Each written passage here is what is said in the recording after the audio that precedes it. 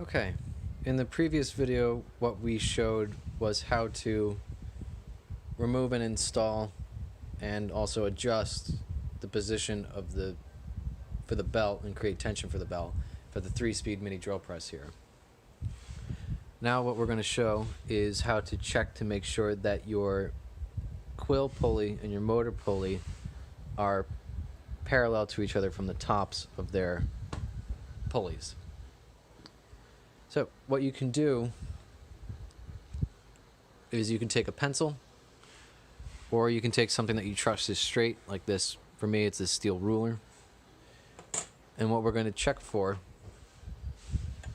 and I say parallel, is to check to see if there's a gap either in the front of the quill pulley or the back of the quill pulley.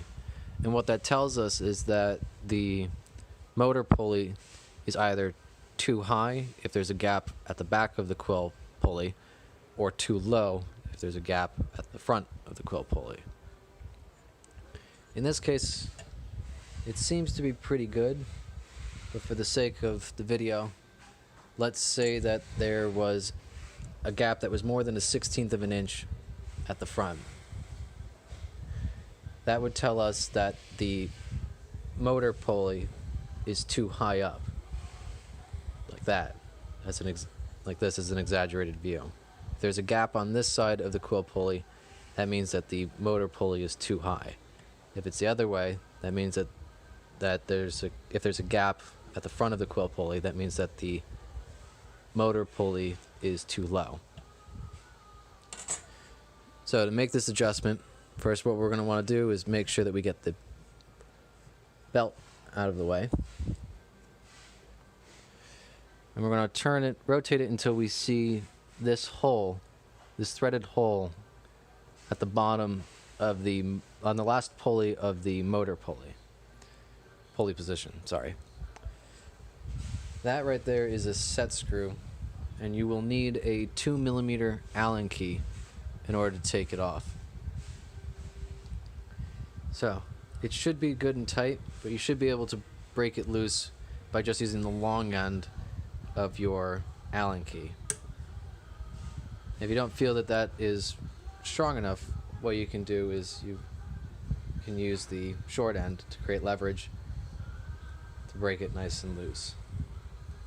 It shouldn't take a lot of force because that would break it loose. We should be good with that. You can hear it clicking slightly up and down. Back it off just a little bit more, might get some more movement. 2, 3. There we are. So, as we can see right now, there's a gap that's maybe less than 1/16 of an inch at the back of the quill pulley, partially because I'm pushing it upwards. So what we do in order to make this adjustment, first take your ruler, lay it on top, and then push down gently onto the motor pulley to bring it down. As you see, that gap closed up nice and quick right there. Okay, so right now it may not be completely perfect, but within less than 1/16 down to like 30 seconds, 1/64th, if you can get it just enough where it looks perfect, not a lot of light is shining through, that's good parallel for these two pulleys. Now lock down the set screw back in the pulley, the motor pulley.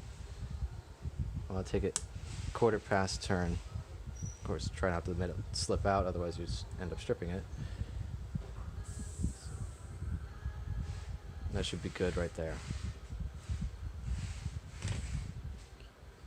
Now doing this will help your belt last longer, make sure that the motor's not working too hard, and also help create less resistance on the bearings that are inside of the quill here.